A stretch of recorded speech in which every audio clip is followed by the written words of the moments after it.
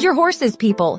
It appears that Prince Harry and Meghan Markle are reportedly teaming up in 2024 for a grand deal that's estimated to be worth a whopping £9 million.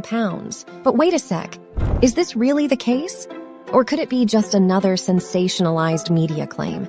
I'm just saying what I've been told by several insiders from the royal household and a member of staff at Kensington Palace. But, I have to confess something here. It seems that these insiders are becoming more and more cautious about their words, especially when confronted by a Fleet Street reporter. There was a time when I was chatting over lunch with one, totally fine with it being recorded. That's pretty standard these days. It was a breezy conversation, free from the hassle of note-taking, and when we wrapped up the meal, we continued our chit-chat with the recorder off. To my utter shock, the unrecorded parts of our chat made it into the printed article. Lesson learned, eh? Journalists are not always your buddies, and you've got to be super careful about what you dish out to them. I remember this every time I encounter a journalist who's itching to grab a few juicy tidbits for a riveting piece that'll get a thumbs up from the editor. Now let's get real. The royal household staff, they talk to each other. I mean, why wouldn't they? Just like any employees in an office, store, or factory, they need to share the latest workplace gossip, right? Today, around 2,000 individuals are employed by the royal family globally, with 400 of them based in Buckingham Palace alone. From security guards and consultants to cleaners, cooks, gardeners, and more, the royal staffing list is quite extensive. So, you see, within the palace walls, secrets are hard to keep. Everyone's always sharing what they've observed or heard. But it's also crucial to note that not everyone's in the game to make a quick buck by leaking information to the press. I mean, who would risk their job for that? So, tread carefully, even when the gossip is tempting. Aha! Here's what I'm getting at, folks. And trust me, I'm not making this up. This information comes from the very people who are right in the thick of it all. So, let's cut to the chase. Prince Charles, contrary to what you may have heard, isn't really entangled in the divorce settlements. Recent whispers have suggested that Meghan is asking for a hefty sum, £50 million, or even £100 million, to exit the royal life. And now, rumors say that she actually wants more than the £50 million initially reported. Charles, it's being said, is more than willing to pay her £100 million just to put an end to it all, and, more significantly, to resolve this so-called invisible children issue. Picture this. Charles is getting tired of the constant scrutiny and public pressure, which is understandable, right? The man is seeing the monarchy he was born to lead under threat. He's overwhelmed by the barrage of letters he's receiving daily, suggesting that non-existent children be removed from the line of succession. But he's well aware these children don't exist, and it's safe to say that he never thought his journey to the throne would be fraught with such complications. Now here's another interesting bit. Charles is receiving a mixed bag of advice from his advisors. A significant portion of his counsel comes from older confidants, like his closest aide who is already 75 and presumably strategizing Harry's comeback. On the other hand, you've got some of the younger advisors, like Dr. Serene HMD, who's a spry 57. This does make one wonder about the variety of perspectives he's getting behind those palace walls. The talked-about £1 billion figure might seem enormous, but let's not kid ourselves. The royal family can easily manage this. Both Charles and Meghan are fully aware of this. The key takeaway is Charles's willingness to pay up, as this could finally put the invisible children problem to bed. This issue, my friends, is a big deal, and some just don't grasp the gravity of it for the royal family. Let that sink in. Now, here's where things get truly dicey. The royal family seems to have been drawn into a rather peculiar situation of incorporating two unseen children into the line of succession, children who are alleged to not have been born of Meghan. Quite the conundrum, isn't it?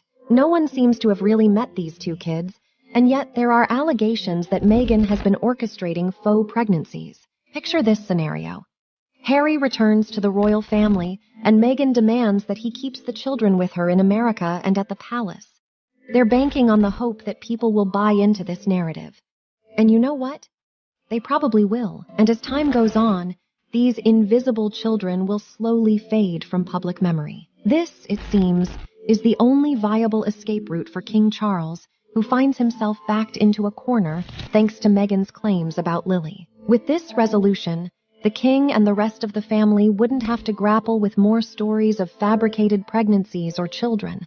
An insider even suggests that the royal family has too much at stake to risk it all. And yes, Meghan will likely receive her payout. The royal family made it clear that allegations of bullying were under investigation. You know the saying, there's no smoke without fire. By initiating this probe, they essentially admitted to their staff being subject to Meghan's intimidation tactics. If they had found no evidence of abuse, they would have had no qualms publishing their findings. But why the hesitation? They're aware of the bullying, and the invisible children information could be leaked, or they could simply declare that they've just uncovered the truth. Harry might be seen as a victim, coerced into maintaining the charade started by Meghan. Alternatively, they could confess that they knew about the situation, but were concerned about Harry's mental well-being, and thus, they had to disseminate the information judiciously and seek expert advice. Personally, I think King Charles should be able to sever ties with Meghan without shelling out a single penny. Her credibility seems to have plummeted to the point where no one's buying what she's selling. It's like the royal family has finally wriggled free from the web of deceit. Charles is shrewd enough not to fund a PR machine that'll keep Meghan in the headlines for years. Truth be told, everyone in the royal family has been holding their breath, waiting for this saga to wrap up. Now, their future relationship with Harry is on hold until he tires of Meghan's antics. Perhaps then, he might be willing to acknowledge that the entire marriage was a misstep. There's a possibility that the concern for Harry's mental health might be used as a veneer to keep mum about this deception. Perhaps they were in on it from the start. They've had more than enough time to cook up a plan to tackle this situation. Trust me, when the moment of truth arrives, the PR machine will be churning at full tilt. So the onus of blame is projected onto Meghan, rather than the royal family. They wouldn't forget. The king, however, seems to have an urge to spill the truth when the time is ripe. He wouldn't let Meghan Markle bulldoze him and the rest of the family into living out this monumental lie. There are several routes the king can take to sidestep guilt. He could express his worry for Harry's mental stability and even his physical safety. I reckon the public would be willing to swallow any of these explanations, and it occurred to me as well. They could simply declare that the invisible children no longer stand in the line of succession because upon verification, they were deemed ineligible.